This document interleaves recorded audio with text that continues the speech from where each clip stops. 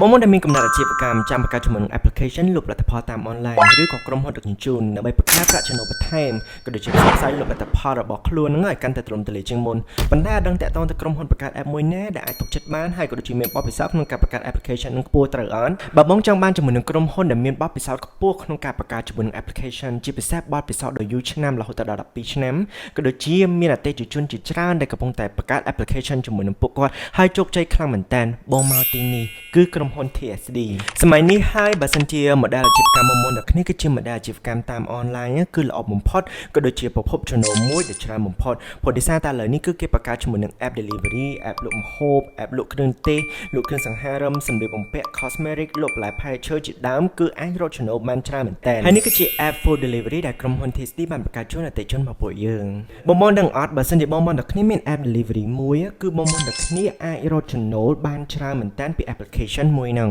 ទីមួយគឺចំណូលពីការលក់ផលិតផលផ្ទាល់ខ្លួនបងប្អូនទាំងគ្នាអាចដាក់លក់ផលិតផលបងប្អូនទាំងគ្នានៅក្នុង application ផ្ទាល់ខ្លួនបានវាកាន់តែមានភាពងាយស្រួលនិងទំនើបជូនអតិថិជនបងប្អូនទាំងគ្នាទីពីរគឺចំណូលមកពី commission ឬក៏ថ្លៃសមាជិកនៃហាងដៃគូព្រោះដោយសារបើសិនជាបងប្អូនទាំងគ្នាមាន application បងប្អូនទាំងគ្នាអាចឲ្យហាងផ្សេងៗទៀតគាត់អាចមក register ធ្វើជាសមាជិកដាក់លក់អីវ៉ាន់នៅក្នុង application បងប្អូនទាំងគ្នាបានទី3គឺបងប្អូនទាំងគ្នាអាចរកចំណូលបានពីថ្លៃសេវាដឹកជញ្ជូនព្រោះដោយសារតែឥឡូវនេះអ្នកណាក៏គេដឹកជញ្ជូនដល់ផ្ទះដែរសេវាដឹកជញ្ជូនដល់ផ្ទះបងប្អូនទាំងគ្នាអាច control បានឬក៏កំណត់បាននៅពេលដែលបងប្អូនទាំងគ្នាមាន application ផ្ទាល់ខ្លួនឬក៏បងប្អូនទាំងគ្នាអាចបង្កើតជាប្រភេទពួក app delivery សុទ្ធហ្មងក៏បានដែរបងប្អូនទាំងគ្នាឬក៏យើងហៅថាជាប្រភេទពួក parcel delivery ដែល delivery បែបហ្នឹងគឺពេញនិយមមែនតើបងប្អូនទាំងគ្នាដែលអ្នកដឹកគាត់មកទទួលអីវ៉ាន់ហើយយកទៅត្រប់ឲ្យភ្ញៀវអាហ្នឹងគឺបានចំណូលច្រើនមែនតើ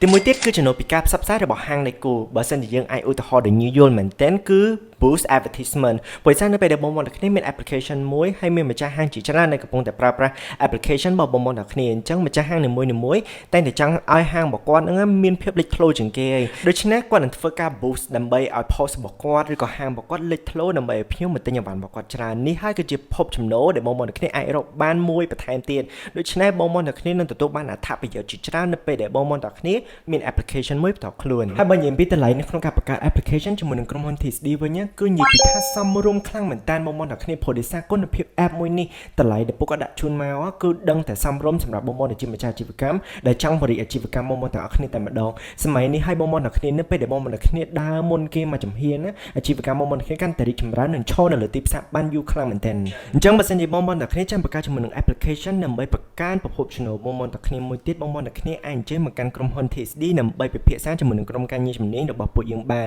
មិនថា application ដែលបងប្អូនទាំងគ្នាចង់បង្កើតជាទម្រង់បែបណាជាប្រភេទ delivery app ឬក៏ជាប្រភេទapp ដឹកជញ្ជូនឬក៏ជាប្រភេទ app លក់អីវ៉ាន់ឬក៏ជាប្រភេទ app អីក៏ដោយក្រុមហ៊ុន TSD អាចផ្គត់ផ្គង់ជូនបងប្អូនទាំងគ្នាបានទាំងអស់តាមតម្រូវការអាជីវកម្មរបស់បងប្អូនទាំងអស់គ្នាហើយផ្លេចប្រាប់មួយទៀតបងប្អូនទាំងគ្នានៅពេលដែលបងប្អូនទាំងគ្នាបង្កើត application ជាមួយនឹងក្រុមហ៊ុន TSD បងប្អូនទាំងគ្នាទទួលបានជាមួយនឹងប្រព័ន្ធគ្រប់គ្រងអាជីវកម្ម POS system យកទៅប្រើដោយ free តែម្ដងចំណេញសាហាវ